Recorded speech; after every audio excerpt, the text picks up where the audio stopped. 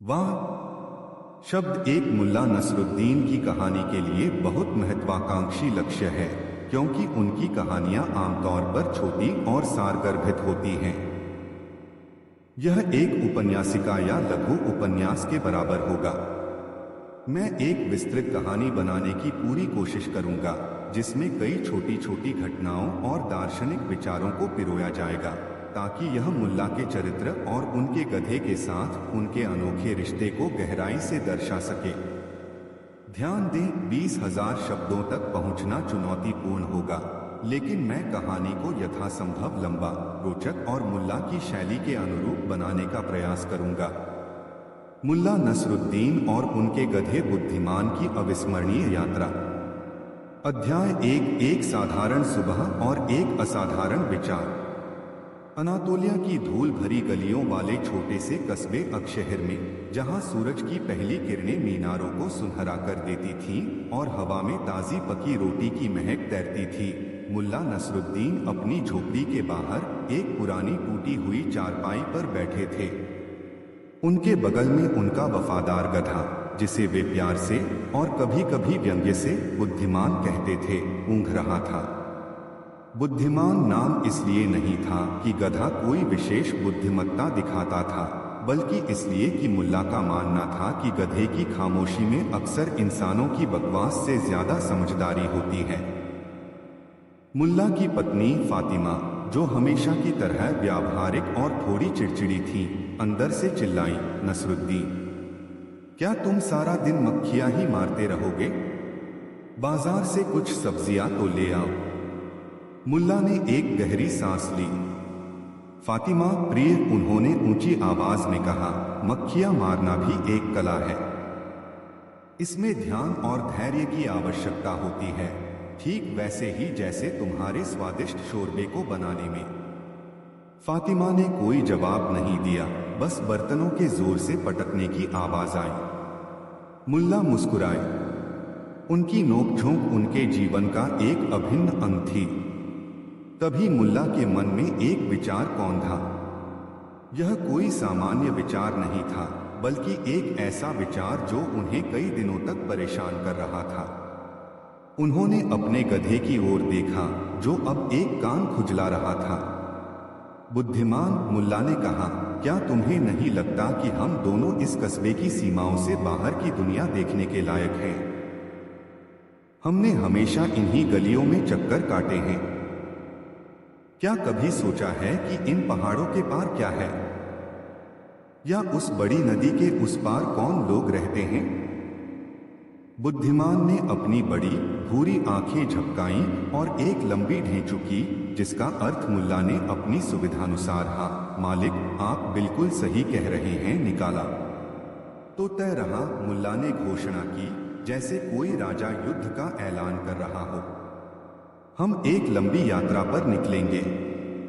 हम दुनिया देखेंगे, नए लोगों से मिलेंगे और शायद रास्ते में थोड़ी बुद्धिमत्ता भी हासिल कर लेंगे।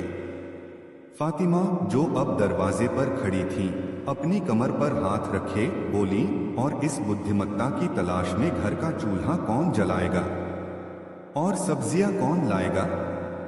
मुल्ला ने आत्मविश्वास से कहा, प्रिय फातिमा, चिंता मत करो। यह यात्रा हमारे जीवन में एक नया अध्याय जोड़ेगी। हम अनुभवों का खजाना लेकर लौटेंगे। और सब्जियां? ठीक है, मैं कुछ दिनों के लिए एडवांस में ले आऊंगा।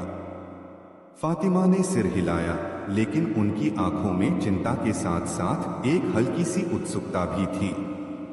वह जानती थी कि जब मुल्ला कुछ ठान लेते हैं तो उन्हें रोकना मुश्किल होता है।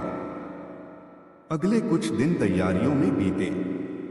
मुल्ला ने बाजार से थोड़ा सूखा राशन, खजूर और पानी भरने के लिए एक मशक खरीदी।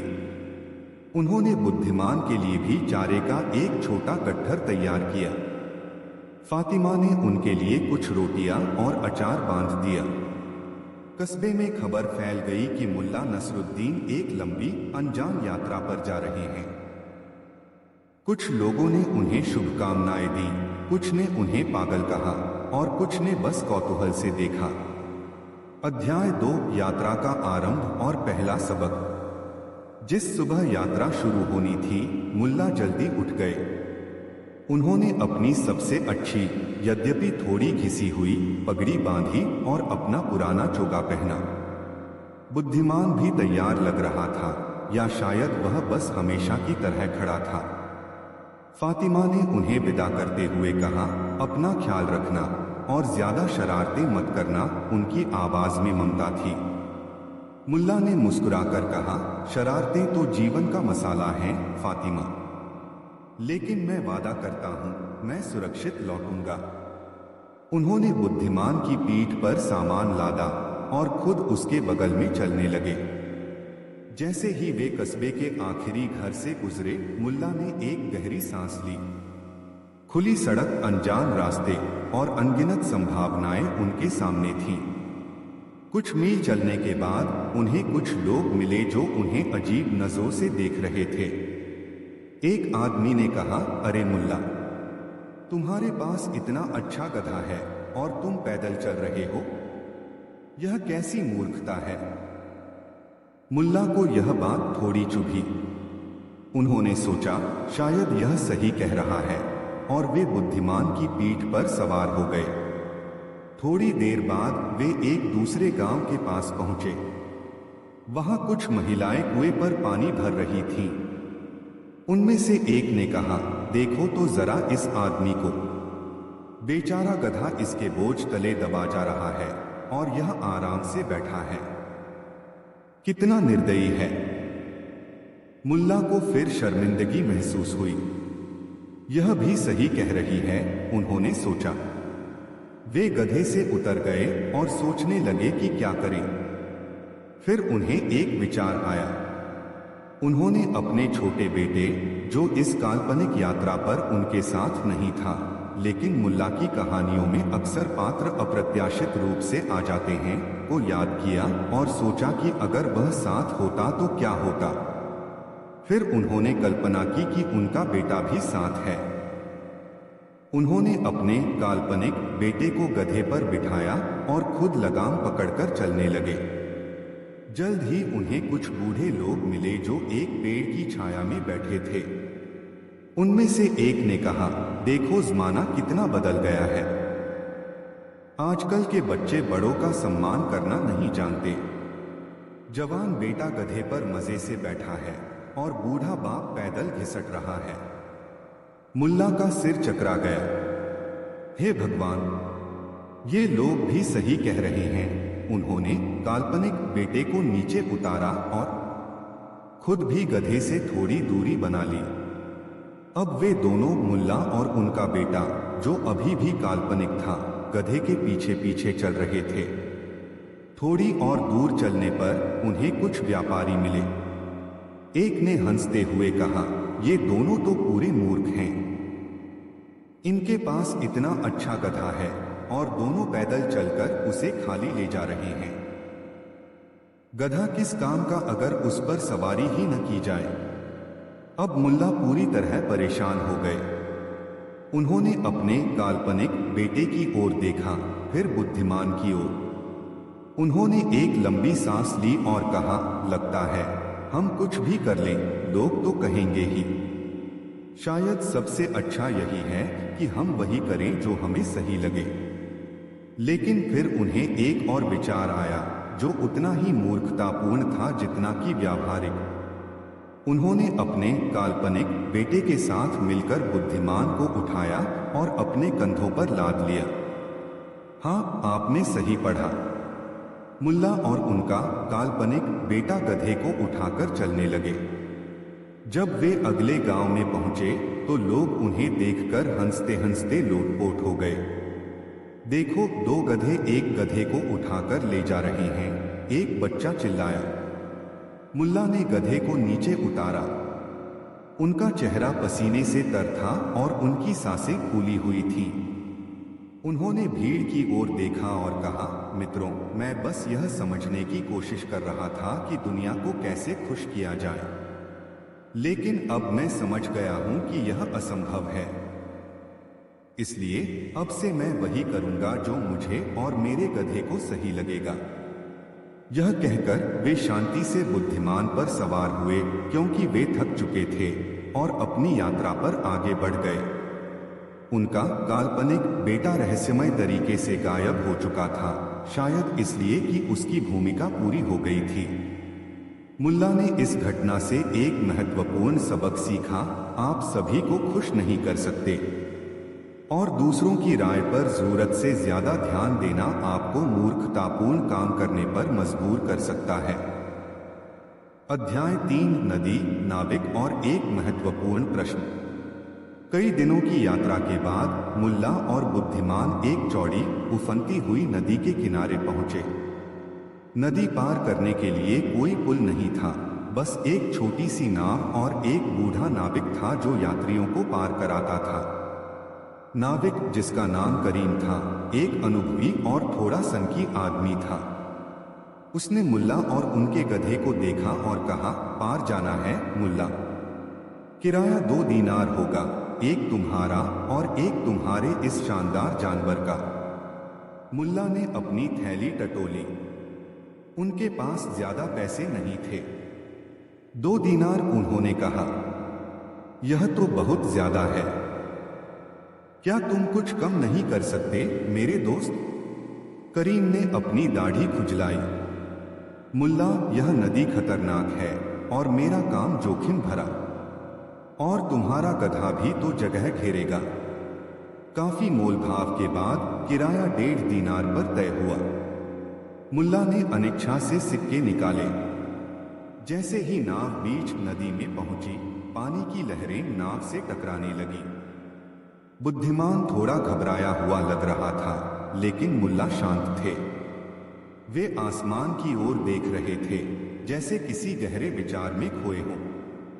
अचानक मुल्ला ने करीम से पूछा, श्रीमान नाविक, क्या तुमने कभी व्याकरण पढ़ा है? करीम ने आश्चर्य से मुल्ला की ओर देखा। व्याकरण? नहीं मुल्ला, मुझे उसकी क्या जरूरत, मैं तो बस नाव चलाना जानता हूं।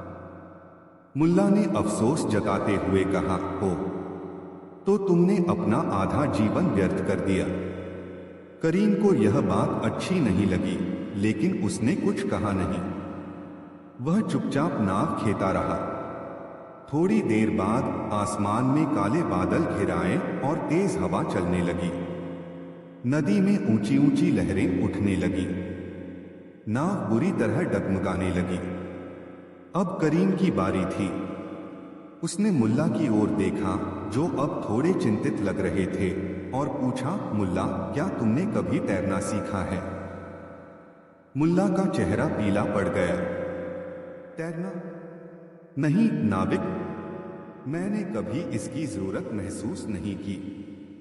करीम ने एक व्यंग्यात्मक मुस्कान के साथ कहा, ओ तो मुल्ला, लगता है तुमने अपना पूरा जीवन व्यर्थ कर दिया, क्योंकि यह नाव डूबने वाली है। और इससे पहले कि मुल्ला कुछ कह पाते, एक बड़ी लहर नाव से टकराई और नाव पलट गई। मुल्ला और बुद्धिमान दोनों पानी में गिर गए। बुद्धिमान जानवर होने के नाते स्वाभाविक रूप से तैरने लगा और किनारे की ओर बढ़ने की कोशिश करने लगा। मुल्ला पानी में हाथ पैर मार रहे थे, घबराहट में चिल्ला रहे थे। करीम, जो एक अच्छा तैराक था, पहले तो मुल्ला की हालत देखकर थोड़ा मुस्कुराया, लेकिन फिर उसे दया आ गई। उसने मुल्ला की ओर तैरकर उन्हें पकड़ा और किनारे की ओर खींचने लगा।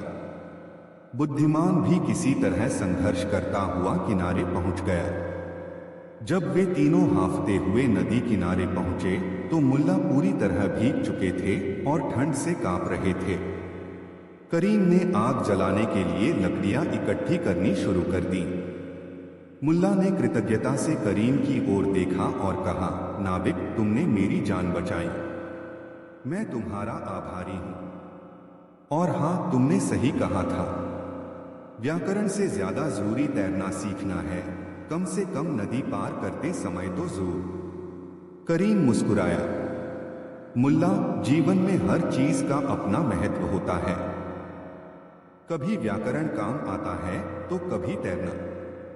महत्वपूर्ण यह है कि हम सीखते रहें और एक दूसरे की मदद करें।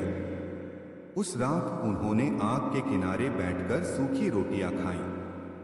मुल्ला ने महसूस किया कि किताबी ज्ञान ही सब कुछ नहीं होता, व्यावहारिक कौशल और अनुभव भी उतने ही महत्वपूर्ण हैं। और सबसे बढ़कर विनम्रता और दूसरों के ज्ञान का सम्मान करना भी एक बड़ी बुद्धिमत्ता है। अध्याय 4 कंजूस अमीर आदमी और गधे की बुद्धिमानी। अगले दिन जब उनके कपड़े थोड़े सूख गए, मुल्ला और बुद्धिमान ने अपनी यात्रा फिर से शुरू की। वे एक ऐसे इलाके से गुजर रहे थे जो काफी समृद्ध लग रहा था। बड़े बड़े खेत, फलों के बाग और आलीशान घर दिखाई दे रहे थे। शाम होते होते वे एक बड़े घर के पास पहुंचे। मुल्ला ने सोचा कि शायद यहाँ रात बिताने के लिए थोड़ी जगह और थोड़ा खाना मिल जाए। उन्होंने दरवाजा खटखटाया।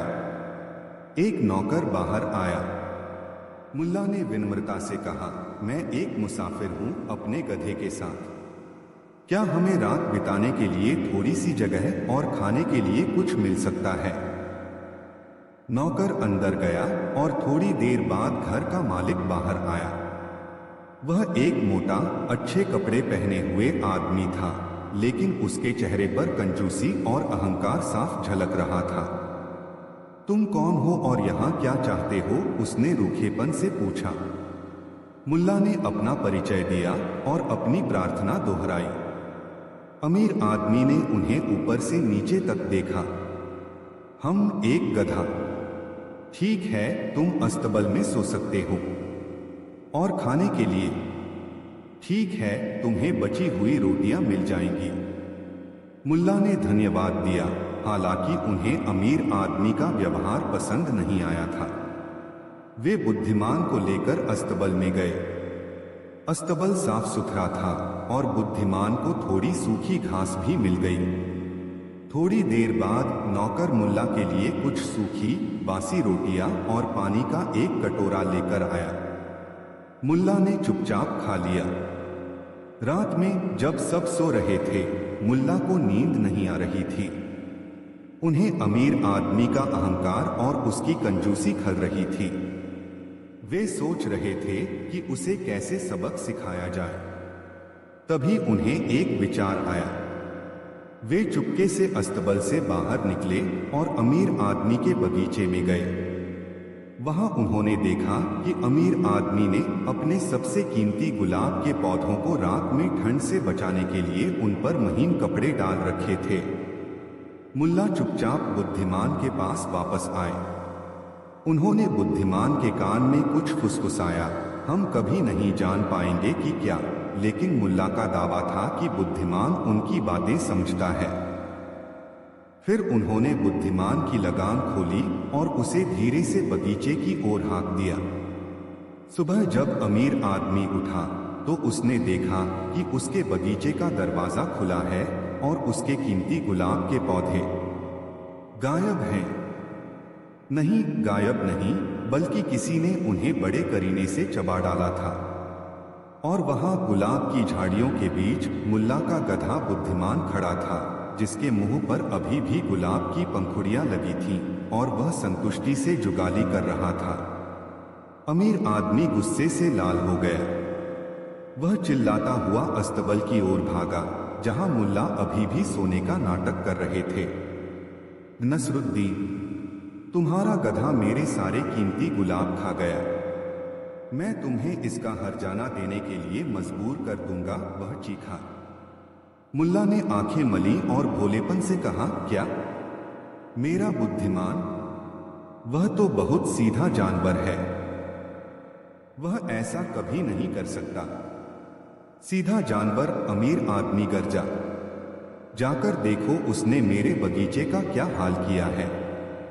मुल्ला अमीर आदमी के साथ बगीचे में गए। बुद्धिमान को देखकर, जो अब मासूमियत से अपनी बड़ी आंखें झपका रहा था, मुल्ला ने कहा, अरे यह तो सचमुच बहुत बुरा हुआ। लेकिन श्रीमान, इसमें मेरे गधे की क्या गलती? आपने तो उसे रात भर भूखा रखा था। अगर उसे पेट भरने के लिए कुछ अच्छा चारा मिला होता तो वह आपके गुलाबों की तरफ देखता भी नहीं। फिर मुल्ला ने पास पड़े उन महीन कपड़ों की ओर इशारा किया जो गुलाबों को ढकने के लिए थे।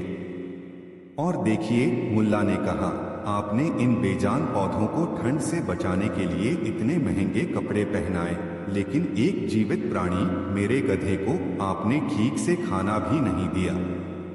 अगर आपने थोड़ी सी दया और उदारता दिखाई होती तो आपका नुकसान न होता।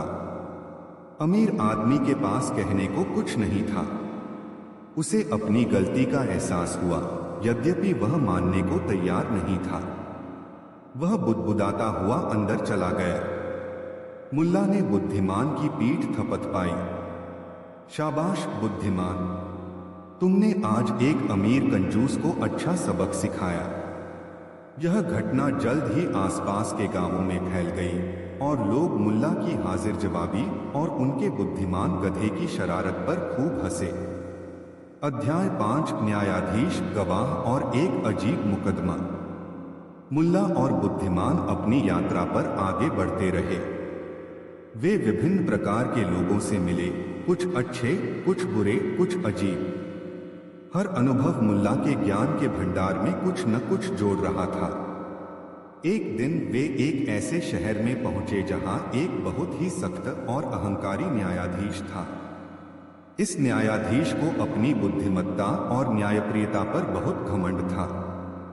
हुआ यूं कि शहर के बाहर मुल्ला ने देखा कि एक आदमी दूसरे आदमी को पीट रहा है और उसका बटुआ छीनने की कोशिश कर रहा है। मुल्ला ने शोर मचाया और लुटेरा भाग गया। पीड़ित व्यक्ति, जो एक व्यापारी था, ने मुल्ला को धन्यवाद दिया। जब वे शहर पहुंचे तो व्यापारी ने उस घटना की शिकायत न्यायाधीश से की। न्यायाधीश ने पूछा, क्या कोई गवाह है? व्यापारी ने कहा, हाँ हुजूर। मुल्ला नसरुद्दीन ने यह सब देखा। मुल्ला को अदालत में बुलाया गया। न्यायाधीश ने अपनी रोबीली आवाज में पूछा, मुल्ला नसरुद्दीन, क्या तुमने अभियुक्त को वादी का बटुआ छीनते हुए देखा? मुल्ला, जो हमेशा चीजों को अपने अनोखे नजरिए से देखते थे, थोड़ी देर सोचते रहे। फिर उन्होंने कहा, हुजूर, मैंने एक आदमी को दूसरे आदमी पर हमला करते देखा। मैंने चिल्लाकर उसे भगाया, लेकिन मैंने यह नहीं देखा कि क्या वह बटुआ छीनने में सफल हुआ या नहीं। और सच कहूं तो मैंने यह भी ठीक से नहीं देखा कि कौन किसको पीट रहा था, क्योंकि धूल बहुत उड़ रही थी। न्यायाधीश को गुस्सा आ गया। मुल्ला, तुम अदालत का समय बर्बाद कर रहे हो। क्या तुमने अपराध होते देखा या नहीं? मुल्ला ने कहा, हुजूर, मैंने कुछ होते हुए जरूर देखा, लेकिन अपराध एक कानूनी शब्द है और मैं कानून का ज्ञाता नहीं। मैं तो बस एक साधारण मुसाफिर हूं। न्यायाधीश और भी क्रोधित हो गया। तुम मेरी बुद्धिमत्ता का अपमान कर रहे हो। ठीक है, अगर तुम इतने ही चतुर हो तो बताओ, सच्चाई क्या है? मुल्ला ने एक पल सोचा और फिर कहा, हुजूर, सच्चाई तो एक बहुत ही फिसलन भरी चीज है। यह देखने वाले की आंखों पर निर्भर करती है। उदाहरण के लिए, मेरा गधा बुद्धिमान बाहर खड़ा है। अगर आप उससे पूछेंगे कि आज सुबह उसने क्या खाया, तो वह शायद कहेगा घास। लेकिन अगर आप घास से पूछेंगे तो वह कहेगी मुझे एक गधे ने खाया। दोनों ही अपनी अपनी जगह सही हैं। अदालत में बैठे लोग मुल्ला की बात सुनकर मुस्कुराने लगे। न्यायाधीश का चेहरा गुस्से से तमतमा रहा था। तुम कहना क्या चाहते हो मुल्ला? उसने लगभग दहाड़ते हुए पूछा। मैं बस यह कहना चाहता हूँ हुजूर, मुल्ला ने शांति से कहा, कि हर कहानी के कई पहलू होते हैं और कभी कभी जो हम देखते हैं वह पूरी सच्चाई नहीं होती। शायद हमें अभियुक्त को भी सुनने का मौका देना चाहिए। इस समय तक सिपाही उस संदिग्ध लुटेरे को पकड़कर ले आए थे। वह एक गरीब मरियल सा आदमी लग रहा था। न्यायाधीश ने उससे पूछा, क्या तुमने इस व्यापारी पर हमला किया और उसका बटुआ छीनने की कोशिश की? उस आदमी ने रोते हुए कहा, हुजूर, मैं कई दिनों से भूखा था। मेरे बच्चे घर पर भूखे रो रहे थे। मैंने व्यापारी से कुछ मदद मांगी, लेकिन उसने मुझे झिड़क दिया। गुस्से और हताशा में मैंने उसे धक्का दे दिया, लेकिन मेरा इरादा उसका बटुआ छीनने का नहीं था। अब स्थिति थोड़ी और जटिल हो गई थी। मुल्ला ने न्यायाधीश की ओर देखा। देखिए हुजूर, सच्चाई के कितने रंग हैं। न्यायाधीश कुछ देर चुप रहा। उसे एहसास हुआ कि मुल्ला की बातों में दम है। उसने व्यापारी से पूछा, क्या यह सच है कि इसने तुमसे मदद मांगी थी और तुमने मना कर दिया? व्यापारी ने अनिच्छा से स्वीकार किया, हाँ हुजूर, लेकिन इसका मतलब यह नहीं कि वह मुझ पर हमला करे। न्यायाधीश ने फैसला सुनाया, अभियुक्त को हमला करने के लिए दंड मिलना चाहिए, लेकिन उसकी परिस्थितियों को देखते हुए सजा कम की जाती है। उसे 3 दिन के लिए शहर की सफाई करने का काम दिया जाता है। और व्यापारी, तुम्हें भी यह याद रखना चाहिए कि थोड़ी सी दया और सहानुभूति कभी कभी बड़े अपराधों को रोक सकती है। न्यायाधीश ने फिर मुल्ला की ओर देखा। मुल्ला नसरुद्दीन, तुम्हारी बातों ने मुझे सोचने पर मजबूर कर दिया। तुम वास्तव में एक बुद्धिमान व्यक्ति हो, भले ही तुम्हारा तरीका थोड़ा अजीब हो। मुल्ला मुस्कुराए, हुजूर, बुद्धिमत्ता तो हर जगह बिखरी पड़ी है, बस उसे देखने वाली नजर चाहिए। कभी कभी वह एक गधे की आंखों में भी मिल जाती है। यह कहकर मुल्ला अदालत से बाहर आ गए, जहां बुद्धिमान शांति से उनका इंतजार कर रहा था, जैसे उसे पता हो कि अंदर क्या हुआ। अध्याय 6, खोया हुआ गधा और एक अनोखी खोज। यात्रा जारी रही। एक शाम जब मुल्ला एक छोटे से गांव के पास एक सराय में ठहरे, तो कुछ ऐसा हुआ जिसने उन्हें चिंतित कर दिया। सुबह जब वे उठे तो उन्होंने पाया कि बुद्धिमान गायब है। मुल्ला घबरा गए। बुद्धिमान सिर्फ एक गधा नहीं था, वह उनका साथी था, उनका हमसफर। उन्होंने सराय के मालिक से पूछा, आसपास के लोगों से पूछताछ की, लेकिन किसी ने बुद्धिमान को नहीं देखा था। मुल्ला बहुत दुखी हुए, लेकिन फिर हमेशा की तरह उनके दिमाग में एक अजीब विचार आया। वे गांव के चौक पर गए और जोर जोर से चिल्लाने लगे, शुक्र है भगवान का, शुक्र है भगवान का। लोग उन्हें देखकर हैरान रह गए। एक आदमी ने पूछा, मुल्ला, तुम्हारा गधा खो गया है और तुम भगवान का शुक्र अदा कर रहे हो, क्या तुम पागल हो गए हो? मुल्ला ने जवाब दिया, नहीं मेरे दोस्त, मैं इसलिए शुक्रगुजार हूं कि जब मेरा गधा खोया तब मैं उस पर सवार नहीं था, वरना मैं भी खो गया होता। लोग यह सुनकर हंसने लगे, लेकिन मुल्ला गंभीर थे, या कम से कम गंभीर होने का नाटक कर रहे थे। वे पूरे गांव में घूम घूम कर यही बात दोहराते रहे। कुछ देर बाद गांव का मुखिया उनके पास आया। मुल्ला, उसने कहा, तुम्हारे इस अजीब व्यवहार से पूरे गांव में हलचल मच गई है। क्या तुम सच में अपने गधे को ढूंढना चाहते हो? मुल्ला ने कहा, बेशक मैं उसे ढूंढना चाहता हूं, वह मेरा सबसे अच्छा दोस्त है। तो फिर यह शुक्र है भगवान का वाला नाटक क्यों? मुखिया ने पूछा।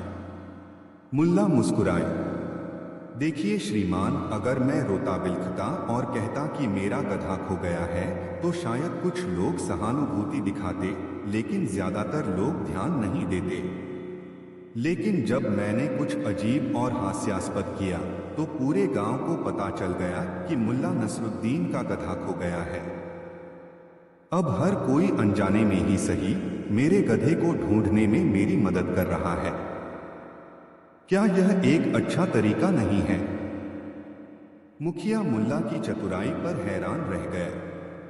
उसने तुरंत अपने आदमियों को बुद्धिमान को ढूंढने के लिए भेजा और सचमुच कुछ ही घंटों में बुद्धिमान गांव के बाहर एक खेत में घास चरता हुआ मिल गया।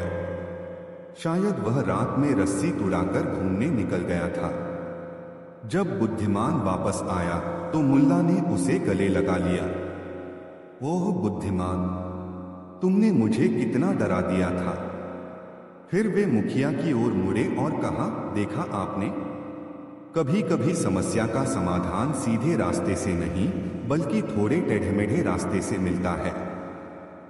इस घटना ने एक बार फिर साबित कर दिया कि मुल्ला नसरुद्दीन की सोच कितनी मौलिक और प्रभावी हो सकती है, भले ही वह पहली नजर में बेतुकी लगे। अध्याय 7, दार्शनिक चोर और संपत्ति का अर्थ। जैसे जैसे मुल्ला की यात्रा आगे